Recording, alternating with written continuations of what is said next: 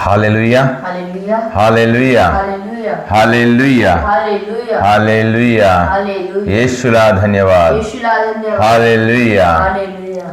प्रिय बंधू आणि भगिनीनो, पुन्हा एकदा आपणा सर्वांचे स्वागत आहे. आणि आज आपण प्रामुख्याने येशूच्या शरीरावर झालेल्या 7 घावाविषयी आपण चिंतन करणार आहोत. येशूच्या शरीरावर झालेले 7 घाव. कोणी कोणी 5 घाव पकडतात, कारण 2 हाताचा एकच घाव किंवा 2 पायाचाही एकच घाव असे पकडतात. तरी सर्वसाधारणपणे येशूच्या शरीरावर 7 घाव असे मानले जातात. तरी परंतु येशूच्या शरीरावर असंख्य असे घाव झाले, असंख्य असे घाव झाले. तरी प्रामुख्याने आम्ही 7 घाव असे आम्ही मनात धरतो, गृहीत धरतो.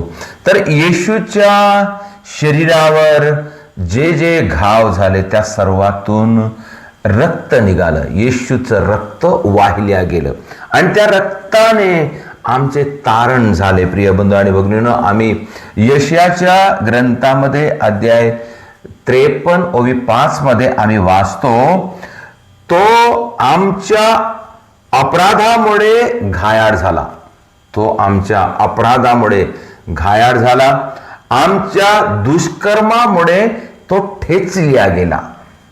आमच्या दुष्कर्मामुळे तो ठेचल्या गेला आणि त्यास बसलेल्या मारामुळं, फटक्यामुळं आम्हाला आरोग्य प्राप्त झाले.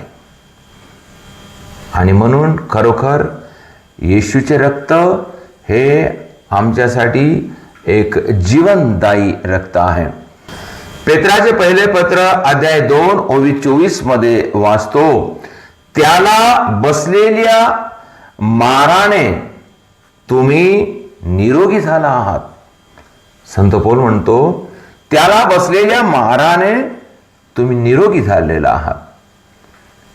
लेवीच्या ग्रंथामध्ये अध्याय 17 ओवी 11 मध्ये आम्ही वाचतो, त्याच्यामध्ये रक्त हे पापांच्या क्षमेसाठी वाहिल्या जाते असं त्याच्यामध्ये लिहिलेलं आहे.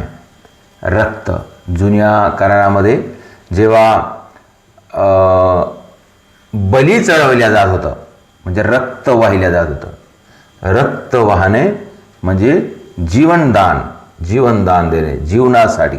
आणि म्हणून प्रिय बंधू आणि भगिनींनो, येशूने आमच्यासाठी रक्त वाहिले. 7 घाव प्रामुख्याने आम्ही पाहतो आणि त्या 7 घावातून आमच्यासाठी त्यांनी रक्त वाहिलं आणि आम्हाला जीवनदान दिलं. आम्ही प्रत्येक घावाकडे जेव्हा आम्ही लक्ष टाकतो तर खरोखर त्या प्रत्येक घावातून त्यांनी आम्हाला जीवन दिलेलं आहे, आम्हाला पापापासून वाचवलेलं आहे, आम्हाला मुक्ती दिलेली आहे. त्यांनी आमच्या जीवनासाठी आपले जीवन दिलेलं आहे. आम्ही पाहतो पहिला घाव येशूच्या डोक्यावरचा पहिला घाव, येशूच्या डोक्यावरचा पहिला घाव. प्रिय बंधू आणि भगिनींनो, बली अर्पणे म्हणजे काय करणे, म्हणजे पहिलेच्या काळामध्ये प्राण्याचं जे बली अर्पण करत होतं तेव्हा डोकं, म्हणजे डोकं धडापासून, शरीरापासून वेगळं केलं जात होतं. डोकं वेगळं केलं म्हणजे ते डोक्याचं रक्त वाहनं म्हणजे जीवनदान देणे होय. त्याचप्रमाणे प्रिय बंधू आणि भगिनींनो, येशूचे सर्वात प्रथम येशूला काट्याचा मुकुट टोचल्या गेला. काट्याचा मुकुट त्याच्या डोक्यावर ठेवून त्या काट्याच्या मुकुटाला कमीत कमी 1 इंच ते 1.5 इंच असे काटे होते आणि ते काटे त्या येशूच्या डोक्यामध्ये खोलपर्यंत रुतले आणि त्याचं रक्त, डोक्यातून त्याचं रक्त निघालं. डोक्याचं रक्त म्हणजे एक मुख्य भागातलं रक्त आहे. आणि जेव्हा हे डोकं आम्ही लक्षात घेतो डोक्यातून आमच्या शरीराचं नियंत्रण होते. डोक्यातून आम्हाला आमची बुद्धीची वाढ होते. डोक्यातून आम्ही विचार करतो. डोक्यातून आम्ही उन्नती करतो. डोक्यातून आमच्या जीवनाची आम्ही योजना बनवतो, प्लॅनिंग करतो. म्हणून येशूने सर्वात प्रथम आमच्यासाठी स्वतःचं डोकं छेदून घेतलं. प्रियबंधू आणि भगिनींनो, येशूचे रक्त आमच्या दुःखातून बाहेर काढण्यासाठी, आम्हाला डोक्यापासून ह्या मेंदूपासून होणारे पुष्कळ रोग आहेत. पुष्कळ रोग. आम्हाला धोका झाला, आम्ही संकटात आलो, आम्हाला टेन्शन येते, घरी झगडा झाला किंवा आम्ही भांडण केलो किंवा आमच्या प्रॉपर्टीविषयी काही झगडा झाला किंवा काही केस झाली किंवा काही ॲक्सिडेंट झाला, तर आमच्या डोक्यामध्ये, आमच्या मनामध्ये एक मोठी तडजोड होते. म्हणून प्रभूनं म्हटलेलं आहे, तुमचे अंतःकरण अस्वस्थ होऊ नये. अस्वस्थ. आणि आम्हाला धोका येते, आम्ही टेन्शनमध्ये जातो. म्हणूनच प्रियबंधू आणि भगिनींनो, आम्हाला आपल्या डोक्याला येशूकडे समर्पित करणे आहे, नियंत्रण ठेवण्यासाठी. आणि येशूचे रक्त आमच्या डोक्यावर येशूच्या रक्ताने लेपन करून आपण प्रार्थना करावं. प्रभू येशू, माझ्या अशा त्रासासाठी, माझ्या टेन्शनसाठी, माझ्या धोक्यासाठी, माझ्या घरच्या भांडणासाठी किंवा माझ्या आलेल्या दुःखासाठी, प्रभू माझ्या डोक्यावर तुझ्या पवित्र रक्ताने लेपन कर आणि मला त्या दुःखातून वाचव. अशी आपण प्रार्थना केली पाहिजे. अशी प्रार्थना जेव्हा आम्ही करतो, हे येशूचे रक्त आम्हाला त्या धोक्यातून, दुःखातून, टेन्शनमधून, लढाई झगड्यामधून आम्हाला बाहेर काढते. प्रियबंधू आणि भगिनींनो, हे येशूचे रक्त, हे येशूच्या डोक्यातून निघले रक्त आमच्या जीवनाचे तारण आम्हाला मिळवून देते आणि जीवनाचे तारण होते. आणि दुसरे आपण घाव पाहतो प्रियबंधू आणि भगिनींनो. दुसरे घाव येशूच्या पाठीवरचे घाव. येशूच्या पाठीवर चापकानी मारलेले येशूच्या पाठीवर म्हणजे संपूर्ण अंगावर झालेले घाव. आणि असं म्हणतात, येशूच्या पाठीवर किंवा संपूर्ण अंगावर 5480 घाव झाले असं म्हणतात. 5480 घाव. 5480 घाव. ह्या लहानशा शरीरावर 5480 घाव हे आम्हाला कोणत्याच ठिकाणी असे स्पष्ट जागा दिसू देणार नाही. प्रियबंधू आणि भगिनींनो, एवढे घाव त्याला झाले. आणि हे घाव, येशूच्या पाठीवरचे घाव किंवा येशूच्या डोक्यावरचे घाव आम्हाला आमच्या कष्टाला दर्शवते. आम्ही केलेले आमचे कष्ट आम्हाला दर्शवते. आम्ही कष्ट करतो, काबाड कष्ट करतो, वाहून नेतो, माल वाहून नेतो. ते काय, आमच्या उपजीविकेसाठी, आमची उपजीविका, आमचं पोट भरण्याचं काम किंवा मिळकतीचं काम. आणि ह्या मिळकतीच्या कामाला आशीर्वादित करण्यासाठी प्रभूने आपल्या पाठीवर घाव सहन केले. आपल्या पाठीवर घाव सहन करून त्याने आमची मिळकतीमध्ये बरकत देण्यासाठी, आम्ही मत्तयाचे शुभवर्तमान अध्याय 11:28 मध्ये वाचतो. प्रभू येशू म्हणत आहे, अहो कष्टी व भाराक्रांत जनो, तुम्ही सर्व माझ्याकडे या, मी तुम्हाला विसावा देईन. प्रभू आम्हाला विसावा देण्यासाठी त्याने आपल्या पाठीवर घाव झेलून घेतले आणि आम्हाला त्याने शांती दिली, विसावा दिला आणि आम्हाला विसावा घेण्यासाठी बोलवत आहे.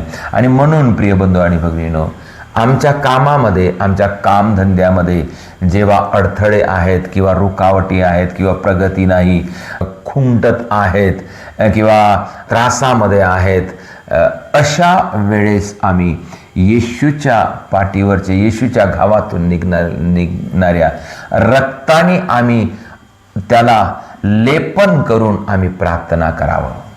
येशूच्या पाठीवरच्या रक्ताने, येशूच्या शरीरामधल्या रक्ताने आमच्या शरीरावर, आमच्या खांद्यावर लेपन करून आम्ही प्रार्थना करावं. तेव्हा प्रभू आम्हाला आशीर्वाद देतो आणि प्रभूचं रक्त आमच्या जीवनातील कामाधंद्याला पूर्णपणे आम्हाला दुरुस्ती करून देईल आणि मोकळीक करून देईल आणि आम्हाला बरकत देईल. प्रिय बंधू आणि भगिनीनो, समोर आम्ही पाहतो येशूच्या हाताचे घाव. हातामध्ये दोन घाव, कोणी एकच घाव पकडतात, परंतु शरीरावर 2 घाव आहेत, हातावरचे घाव. प्रिय बंधू आणि भगिनीनो, हाताने आम्ही भरपूर काम करतो. येशूने सुद्धा आपल्या हाताने प्रत्येक व्यक्तीला, ज्या लोकांना स्पर्श केला त्यांना त्याने बरे केले. आपल्या हाताने त्याने आशीर्वाद दिला. आपल्या हाताने त्याने आमच्या सर्वांचे जीवन सवारले. आपल्या हाताने. प्रिय बंधू आणि भगिनीनो, आमचे हात सुद्धा आमच्या कार्यासाठी समोर जातात. आमच्या कार्यासाठी, आमच्या जीवनातले कार्य, उचलणे, ठेवणे, पकडणे, देणे, धरणे, ह्या सर्व कार्याद्वारे हे हात आपले फार उपयोगी आहेत. आणि म्हणून येशूने सुद्धा आपल्या हाताने आमच्यासाठी काम केलं आणि येशूने आपले हात छेदून घेतले आमच्या हाताला बरकत देण्यासाठी. म्हणून प्रिय बंधू आणि भगिनीनो, आम्ही आमच्या जीवनामध्ये हाताने केव्हा कष्ट करतो, त्या हाताच्या कष्टाला बरकत येण्यासाठी येशूच्या पवित्र रक्ताचे आपण लेपन करूया. येशूच्या पवित्र रक्ताचे आपण लेपन करू आणि येशूकडे प्रार्थना करू. येशू, तुझ्या पवित्र रक्ताने माझ्या हाताला लेपन कर, अशासाठी की माझ्या हाताचे बंधन नष्ट होऊन जावो आणि माझ्या हाताच्या कामाला यश मिळो आणि माझ्या हाताच्या कामाने मी चांगल्या प्रकारे दुसऱ्यांसाठी एक सेवा शुश्रूषा करू, दुसऱ्यांसाठी एक चांगले कार्य करू, अशी कृपा दे. म्हणून आपण प्रार्थना करू. प्रिय बंधू आणि भगिनीनो, याच्यानंतर आम्ही पाहतो पायाचे घाव. 2 पायाचे 2 घाव, 2 पायाचे 2 घाव म्हणजेच येशूचे पाय. येशूचे पाय आमच्यासाठी या पृथ्वीवर कितीतरी कोस चालले. आमच्यासाठी आमचे चालचलन, आपण काय म्हणतो, आम्ही जेव्हा इकडे तिकडे फिरतो किंवा आपण बरं वाईटासाठी जातो, म्हणजे आमचे चालचलन आम्ही पाहतो. आम्ही कशा प्रकारचे लोक आहोत. तर येशू कशा प्रकारचा होता ते आपल्या चालीने त्याने दाखवला. त्याने आमच्यासाठी चालून आला, आमच्यासाठी मदतीसाठी धावून आला. तो बिमारांकडे चालून गेला, तो गरिबाकडे चालून गेला. आपल्या पायाने त्यांनी आमची सेवा केली आणि आम्हाला कृपा मिळवून दिली. प्रिय बंधू आणि भगिनीनो, आम्ही सुद्धा आमच्या पायाने चालतो. आमची चाल कशी आहे, लोक आम्हाला ओळखतात. बर्याची चाल, हा कशा चालीचा व्यक्ती आहे, याची चालचलन कशी आहे, असं लोक सांगतात. आम्ही सुद्धा येशूसारखे बऱ्यासाठी, उन्नतीसाठी, लोकांच्या मदतीसाठी आपण चालावं. आम्ही प्रभूकडे प्रार्थना करूया.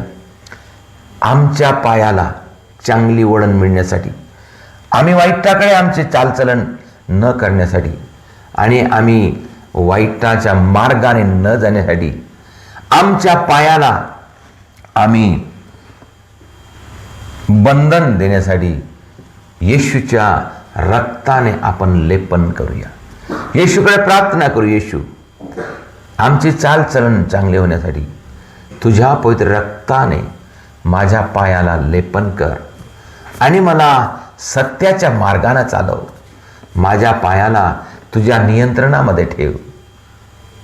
प्रिय बंधू आणि भगिनीनो, येशूच्या पायाचे रक्त, येशूच्या पायाच्या गावातून निघलेले रक्त आमचे चालचलन बदलवण्यासाठी येशू आम्हाला आशीर्वाद देते आणि त्या रक्ताद्वारे आमची चालचलन बदलवतो. आणि त्याच्यानंतर आम्ही पाहतो प्रिय बंधू आणि भगिनीनो, येशूच्या कुशीमध्ये भाला भोसकला, कुशीतले घाव. प्रिय बंधू आणि भगिनीनो, आम्हाला माहित आहे येशू 3 तास क्रूसावर लटकून होता आणि 3 तासपर्यंत त्याच्या शरीरातले रक्त थेंब न थेंब निघून गेलं, वाहून गेलं. आणि त्याच्यानंतर येशू मरण पावला. त्याचं रक्त राहिलेलं नाही. तरी परंतु येशू मरण पावल्यानंतर शिपायांनी येशूच्या खुशीमध्ये भाला भोसकला आणि तेव्हा सुद्धा येशू मरण पावला सुद्धा, तेव्हा सुद्धा येशूच्या हृदयातून एक थेंब रक्त निघालं. ते शेवटचं रक्त होतं, येशूचं शेवटचं रक्त. प्रियबंधू आणि भगिनीनो, येशूच्या कुशीतून, येशूच्या हृदयातून आमच्यासाठी अथांग असं सागरासारखं प्रेम वाहते. ते रक्त, येशूच्या कुशीतील रक्त आमचे प्रेम दर्शवते, आमच्यासाठी प्रेम दर्शवते, या जगासाठी प्रेम दर्शवते. येशूच्या कुशीतील रक्त आमच्यावर प्रेम करते आणि आम्हाला प्रेमाने कवटाळून घेते. प्रियबंधू आणि भगिनीनो, येशूने खूप खूप आमच्यावर प्रेम केलं आणि आम्हाला सुद्धा प्रेम करायला शिकवलं. तसंच आम्ही सुद्धा येशूच्या नावाने आम्ही एक दुसऱ्यावर प्रेम करण्यासाठी आम्ही प्रार्थना करूया, एक दुसऱ्याला समजण्यासाठी. ज्याप्रमाणे येशूने आम्हाला समजले तसे आम्ही दुसऱ्याला समजण्यासाठी आम्ही प्रार्थना करूया. आणि येशूच्या कुशीतील रक्ताने आम्ही शुद्ध होण्यासाठी आणि येशूच्या कुशीतील रक्ताने आमच्या हृदयावर, आमच्या जीवनावर लेपन लावण्यासाठी आपण प्रभूकडे प्रार्थना करूया. प्रिय बंधू आणि भगिनीनो, हे येशूच्या शरीरातील 7 घाव आम्हाला जीवन देण्यासाठी, आम्हाला मुक्ती देण्यासाठी, आम्हाला अनंत जीवन देण्यासाठी येशूने वाहिले. येशूचे रक्त आम्हाला सर्व पापापासून मुक्ती देते. येशूचे रक्त आम्हाला नवीन जीवन देते. येशूचे रक्त आम्हाला शुद्ध करते. येशूचे रक्त आमच्या जीवनावर, आमच्या शरीरावर, आमच्या अवयवावर आम्ही लेपन करून त्याच्याद्वारे आम्ही सर्व प्रकारच्या बंधनातून मुक्त होण्यासाठी आपण प्रार्थना करूया. येशूकडे प्रार्थना करूया. देवाला धन्यवाद देऊया.